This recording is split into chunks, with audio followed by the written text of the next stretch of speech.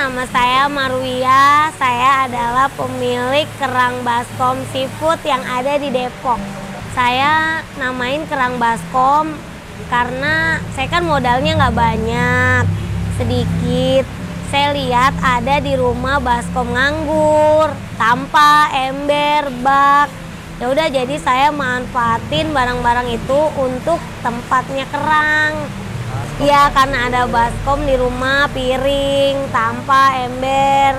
Saya buka usaha ini dari awal corona, dari corona hadir. Dari corona hadir, besoknya saya langsung berpikir berhenti kerja. Ya, jadi ya udah, karena saya berhenti kerja, saya pikir udah saya usaha aja. Usaha yang saya lihat orang-orang tutup, ya udah saya yang buka gitu.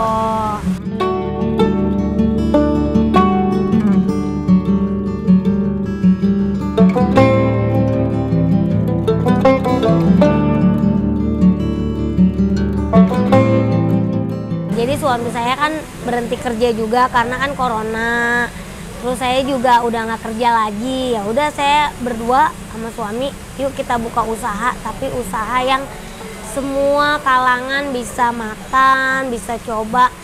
Kan kebanyakan orang-orang bilang kalau seafood itu makanan yang kelas menengah ke atas. Dan saya akan hapus nama itu supaya semua orang bisa menikmati. Saya dulu marketing furniture, kan karena kalau suami aku driver perusahaan, tapi karena corona ya berhenti. Awalnya pernah jas hujan, tapi kan itu dagang musiman. Ya terpikir karena tempat yang saya mau makan itu dia tutup, ya udah saya aja yang dagang gitu. Saya dulu mau makan di Cibubur, tapi tutup. Ya udah, akhirnya dia tutup semua, saya aja yang buka gitu. Dan saya juga terpikir, saya pengen semua orang bisa menikmati dengan harga yang murah gitu. Karena kan seafood tergolong makanan yang agak menengah ke atas. Tapi saya pengen semua orang bisa nikmati gitu. Sejarahnya aku kalau jadi karyawan teladan. Kalau terbesit jualan seafood itu pertama karena aku kan mau makan seafood, terus tutup. Terus ada nelayan mengajukan kerjasama, gimana kalau pasokan barangnya dari saya tapi kamu tenaganya gitu. Ya udah, saya terima, oke gitu. Ya punya sendiri pribadi, jadi saya punya kenalan nelayan dari Demak langsung, dari Pulau Seribu, Muara Angke, ya langsung kirim, atau kadang aku ke sana naik motor. Oh, ke mana? Muara Angke? Muara Angke, ngambil di pelabuhannya. Kalau omset itu, kalau sekarang ya, kalau dulu waktu aku belum terkenal, 100.000 pernah satu hari. 100.000 dibagi berapa nih? 12 orang. Terus kalau sekarang alhamdulillah, kalau sesepi-sepinya ada 1 juta, 2 juta. Kalau paling sepi, kalau rame ada 5 juta, ada 6, 7, 8. Kayak tahun baru aku jualan sampai jam 3 pagi. Jam 3 pagi? Aku dapet 9 juta. Alhamdulillah ya. Jadi gini, nelayan senang, aku senang, betul. semuanya senang. Yang makan juga, iya banyak. Tukang baskom juga senang. Iya. Jadi semuanya aku kan karyawannya semua saudara. Semua saudara. Karena aku dulu jualan kerang ini, aku bilang kita ini jualannya ibaratnya yang dibilang tos-tosan, maksudnya laku nggak laku karena apa? Kerang ini bukan sembarang makanan biasa. Harus semua bisa merasakan, apalagi memperkenalkannya kan susah.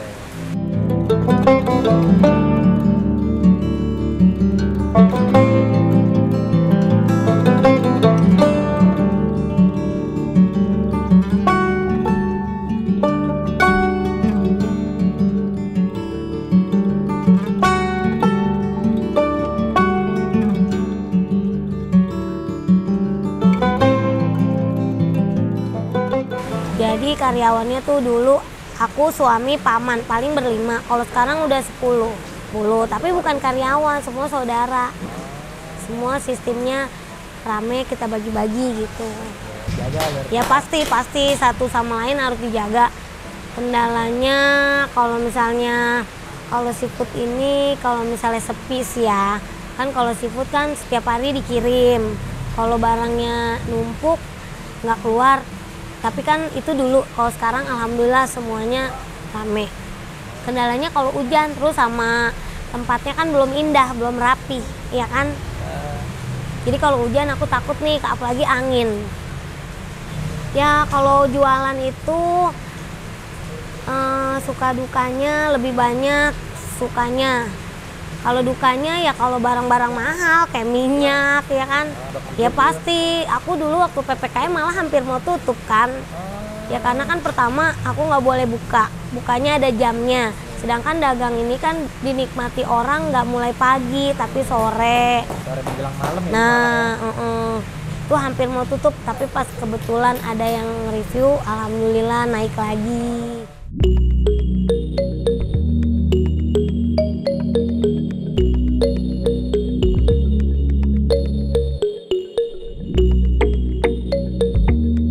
Hari mau tutup, tiba-tiba aku didatangkan YouTuber. Itu adalah menurut aku rezeki yang luar biasa.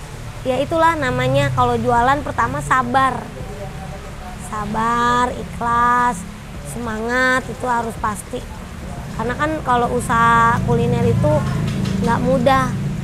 Maksudnya lelahnya pasti 2 kali dari kerja. Karena mulai dari pagi. Ya dari pagi, malam, pagi lagi.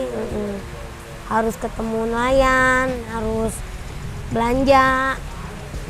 Tapi kan lelahnya itu dibalik dengan rezeki. Karena senang juga. Iya senang ngejalaninnya. Dulu belum ada YouTube, aku dapetnya 100.000, 200. Kadang sama aja kayak gini, tapi karena YouTube kan memperkenalkan jangkauannya luas, sampai ada yang makan dari Padang, Bali, langsung. Jadi dia bela-belain nginep ke rumah saudara. Terus tiba-tiba dia bilang ada yang dari Jogja, karena mau tahu ibunya ngomong, "Mbak, saya jauh banget loh." "Nah, iya Ibu, dari Padang, dari Jawa, Jogja, dari Banten mah sering malahan. Ada yang dari Bali itu. Dari Bali, dari Padang. Iya, orang ini mobilnya aja udah kelihatan platnya beda." Oh, itu naik mobil. Iya, sampai sini naik mobil. Kan aku tanya, "Pak, kok platnya jauh banget?" "Iya, saya tuh dari jauh banget, Mbak. Yakin penasaran, kok bisa ya makan seafood pakai bak gitu." Ya kan ini contohnya bak-bak. Aku pernah nungguin customer jam 12 kurang 5 menit dia dari Kebayoran. Tapi tetap aku tungguin. Oh, dia udah ngubungin. Iya, dia udah ngubungin. Nah itulah, itu kan artinya itu servis. Walaupun sebetulnya aku harus ada pertemuan sama nelayan. Setiap jam 12 teng itu aku harus ketemu karena aku harus setor. Oh, di sana. Iya, di sana. Kan nelayan udah nungguin.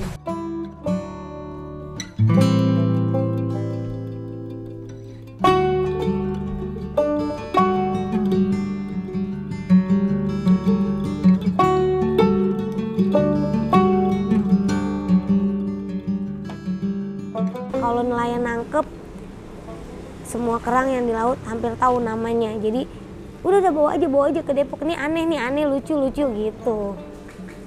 Ada sebenarnya dulu awal-awal malah banyak banget ada keong macan. Tapi kan di sini orang kayak kerang tahu. Orang taunya tahu. Keong macan bilang tutut. Itu keong yang paling mahal loh. Iya, jadi gini. Keong macan, kerang bambu. Sekarang sih udah mending ya. Dulu waktu nggak ada YouTube itu kerang bambu. Iya, apaan sih bambu gitu, aneh. Terus kerang tahu. Iya, apaan sih Mbak? Saya nggak pakai tahu ya gitu. Nah, gimana caranya aku memperkenalkan? Nah, aku pakai ini caranya.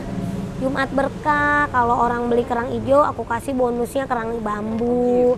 Iya, jadi aku kan pernah jadi marketing, jadi aku tahu dong gimana caranya aku memperkenalkan semua barang-barang supaya orang tahu. Sekarang orang malah nggak kenal lagi kerang hijau, nggak doyan. Sebetulnya aku bukan buka usaha kuliner seafood, bukan. Aku tuh pertama kerja di bidang marketing. Aku kerja 13 tahun. Setelah aku merasa aku udah udah nggak menarik, maksudnya udah tua lah ya, umur aku udah banyak, jadi aku rasa aku pengen punya usaha yang aku juga bisa mempekerjakan orang gitu, terutama saudara-saudara aku kan di kampung pada nganggur. Terus aku berpikir, aku jangan kerja terus, aku juga harus punya usaha yang bisa mempekerjakan orang. Setelah aku keluar dari pekerjaan aku buka usaha bantu ayah aku. Aku jualan jas hujan. Aku jualan jas hujan itu juga alhamdulillah rame. Nah, titik terendahnya aku nggak ngerti karena kan jas hujan itu musiman. Saat hujan rame, saat panas aku udah nggak bisa berbuat apa-apa lagi. Nah, terus aku berpikir nggak bisa kayak gini terus, harus berahli. Karena aku tuh orangnya kadang tidur, tapi otak aku nggak tidur, berpikir terus apa nih, gimana caranya. Terus aku buka usaha tempe mendoan. Tempe mendoan itu makanan khas orang tua aku, Cilacap. Aku buka tempe mendoan, satu tempe bikin sendiri. Gimana cara bikin tempe? Itu aku pelajari, akhirnya aku bisa. Pas aku buka usaha tempe mendoan, nah aku kan buka cabang nih banyak. Ada beberapa tempe mendoan, ada kira-kira 5-6 gerobak. Tapi aku juga kena kayak gini, gimana corona tempat-tempat dagangan aku nggak boleh dipakai karena semua portalnya tutup. Itu ngerti kan? Jadi aku sewa lapak di pinggir jalan pakai gerobak. Tapi ini ditutup karena nggak boleh. Jadi kata yang punya, maaf ya jangan dagang lagi soalnya corona. Nah sekarang aku tempe mendoannya dari 7 tinggal 1. Nah saudara aku semua nganggur. Pas sudah nganggur, udah aku pikir ada nelayan mau percaya. Awalnya nelayan juga belum aku okein langsung, enggak, karena kan aku ada usaha mendoan. Nah terus nelayan bilang, kamu jalanin aja deh, barangnya dari saya, kamu tenaganya. Nanti kalau masalah setor, kalau laku ya setor, kalau enggak ya nanti nggak apa-apa, jangan dipikirin gitu. Tapi kan itu semua amanah, aku nggak bisa sembarangan. Artinya dia percaya sama aku juga harus percaya. Udah habis itu aku buka seafood yang bekas kerja mendoan, jadinya kerja seafood. Iya. Berarti mendoan udah nggak ada lagi? Ada tinggal 1. Oh, tinggal 1. Karena kan tempatnya cuma itu doang yang boleh, yang lain udah nggak boleh.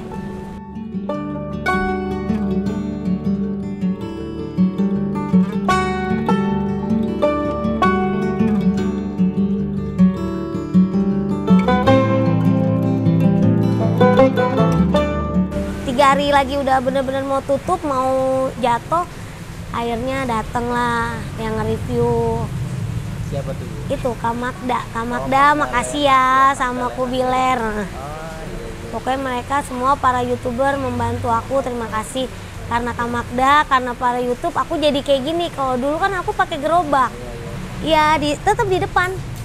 Di depan tapi pakai gerobak.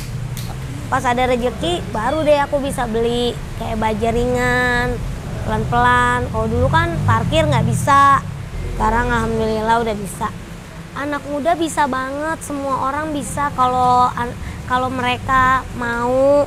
Pertama kalau usaha itu bukan modal, tapi pertama tekad, semangat, percaya diri. Aku juga nggak pakai modal jualan ini, tapi semua kepercayaan, dibantu. Anak muda pasti bisa. Apalagi zaman milenial gini, kebanyakan seafood juga makan anak muda. Berarti rata-rata pengunjung warung ini anak muda? Anak muda, karena kan seafood digemarinya sama anak muda, ya keluarga gitu. Tapi bisa dibikin jadi murah. Kalau seafood itu makanannya yang jangkauannya panjang, seumur hidup. Jadi bukan makanan yang saat ini viral, nanti lama-lama hilang, enggak. Tapi kalau seafood kan itu kan makanan laut, ibaratnya lauk pauk. Jadi makanan yang jangkauannya panjang terus umurnya. Buat teman-teman para usaha kecil atau menengah atau besar, pokoknya kalau jatuh itu adalah akan membangkitkan yang lebih tinggi lagi. Kalau kita jatuh kita harus bangun, tapi pelan-pelan. Pokoknya semangat, itu paling penting. Kalau kita semangat, semua pasti bisa. Teman-teman yang mau buka usaha kuliner atau apapun, pertama kita harus percaya diri, sabar, modal. Sebetulnya modal yang nomor berapa, tapi yang paling penting percaya diri, semangat, dan yakin.